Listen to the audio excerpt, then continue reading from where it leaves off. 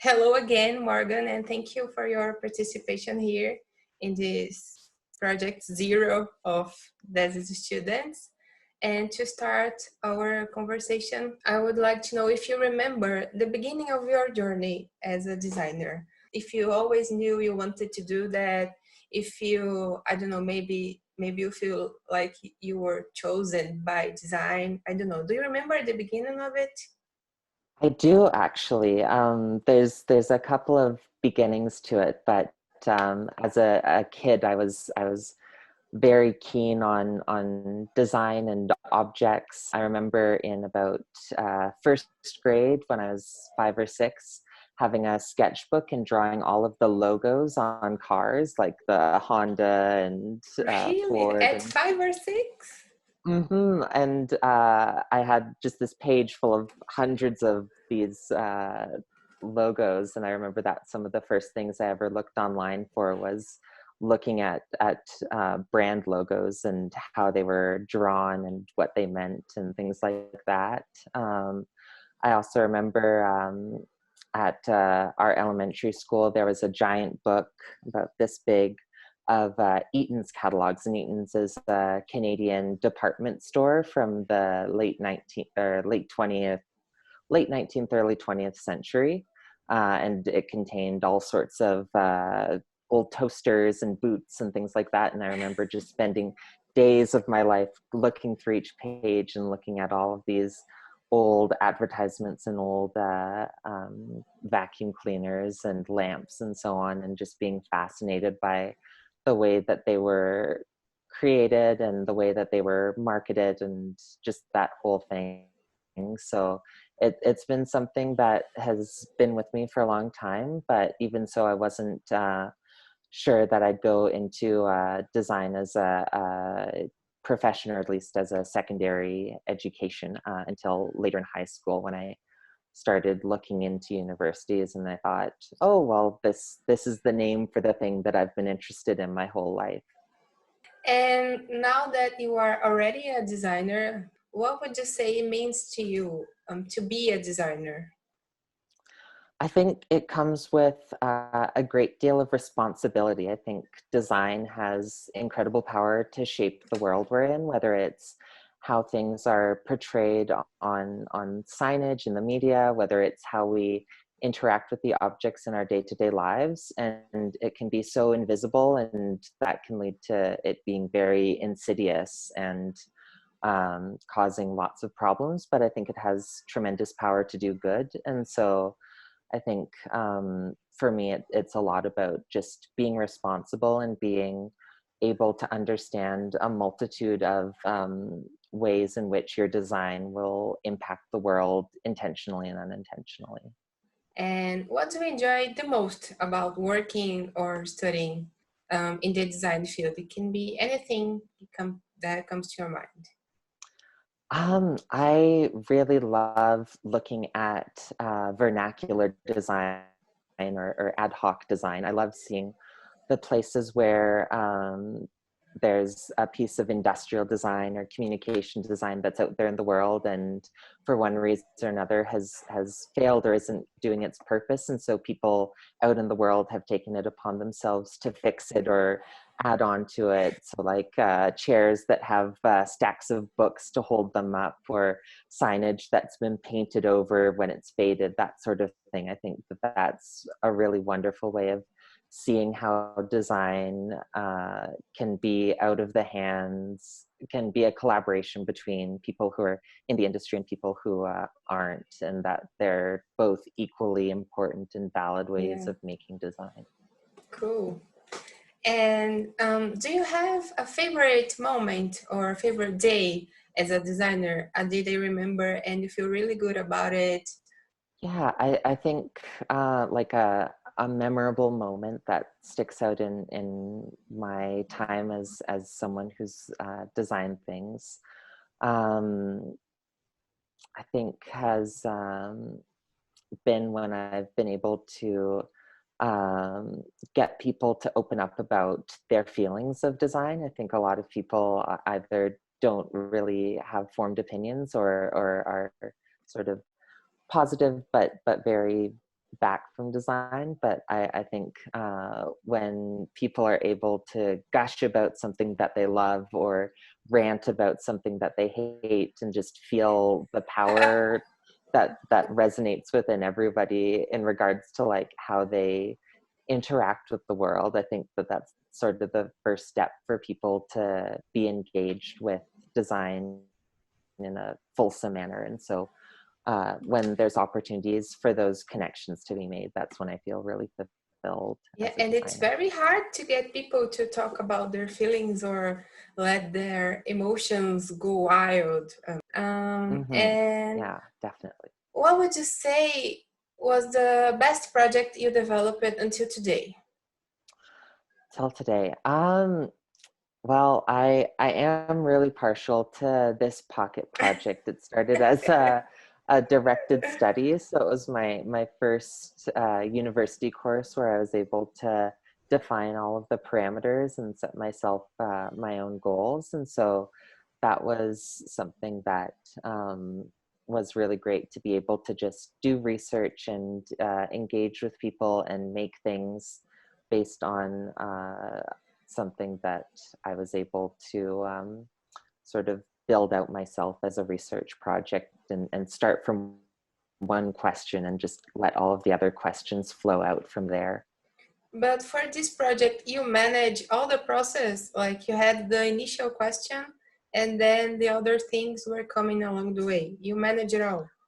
Yeah, I had one question about just why are pockets important? What is the history? What is the futures of them?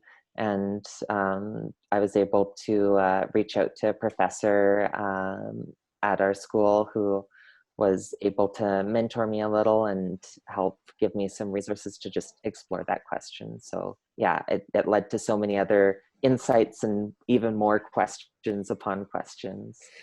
And for you, what do you think is the best part about being a student? I think there's like a lot of freedom that in other spaces there isn't, for exploration, also for failure. I think that Yeah. that's one of the best things about being a student, is that you're able to fail and fail hard, and but do it in a space that's safe and that's surrounded by people who are also failing and who are also learning together. So there's been so many times when I've done something or not done something or not known about something and found out about it later. And even though it might sting in the moment, it's there's always people who are around to lean on in times of comfort and confusion, and also to just yeah, become stronger and more resilient. Yeah. And would you say is there a hard part? Because technically the hard part's the failure, but you made it to a good one. That is something Mm-hmm. very unusual, because between my friends and other people that I know that go to college, of course, they always consider failure a bad thing, but it's not necessarily bad. No, definitely not. Yeah, Yeah. so if the failure process it's very constructive for you, what would you say is the hard part about being a student? I think a hard part is just um, give me 1 second to think about Yeah, of this. course, don't worry. Yeah, I would say a hard part is being able to find your own voice. I think it takes a lot of time and a lot of introspection, but it also takes a lot of reaching out to people and being vulnerable. So I think being able to feel comfortable and feel like you have the power to express yourself in ways that aren't maybe exactly what your teachers or your university is expecting or encouraging, but you might know deep in your heart is the way that you work and that you believe design should move forward in the future. So yeah, finding your voice is difficult but necessary and hopefully rewarding. Since this all coronavirus, chaos, pandemic, everything started, we all suffered a lot because our lives were changed in ways that we could never see coming. But how this situation changed the way you design? What would you say was the biggest change? Yeah, it's definitely it's changed a whole lot about my life and everyone that I know. So it's led to a lot. I think for the past few months, I've been thinking a lot about design and public space or accessibility. So I've been thinking a lot about online public spaces and sort of the intersection between design there and community. I've been looking a lot into early internet from the 90s and early 2000s and just trying to see how what was different, the different hierarchies and ways in which people interacted. And so I think because there is so much momentum, whether we want it to or not, for change, I think that it's an opportunity for us to be able to look back at the past and as well as possible futures and see, well, if this had happened then, what changes would have happened, and would they have been the same changes or would they have been different changes? So I've been thinking a lot about what this pandemic would have meant 20 years ago and the Yeah. differences between that. How do you learn something when something catches your eye? What is your process? Do you ask someone? You go to find some books? What do you do? Mhm. I absolutely love learning. It's one of the things that just brings me a lot of joy. I think for me, how I maybe not just learn things, but like internalize them and make them something that I understand is by talking to other people. So being able to either teach somebody the skill that I'm learning or to talk to them about a project that I'm doing. If I'm able to explain it in a way that makes sense to them, then I know that I understand it. But there's also some great times where I've tried to explain something that I've been thinking about a lot and it just comes out as a word salad. And then I know, okay, I should probably keep on talking about this or keep on researching it. So talking to people is a big thing, and also being able to like think about research is not just coming out of books or coming out of academia, but it can be something as simple as taking a walk or finding something on a road or hearing a snippet of a conversation. So sort of broadening the definition of what are valid sources for learning has helped me. Yeah, nice. And being a member of DESIS network as a student, what do you see as possibilities for the future of it in the way that we can be a part of this future as Mhm. students and even as researchers? I don't know. Yeah, I think that there's so many possibilities for DESIS. I think like as the network, it's great because there is that initiative and that like hope for connection, and I think that strengthening those connections between nodes, between different DESIS hubs is going to be really important. I think working in isolation can only get so far, and right now especially that we're all dealing with similar issues but at wildly different scales and different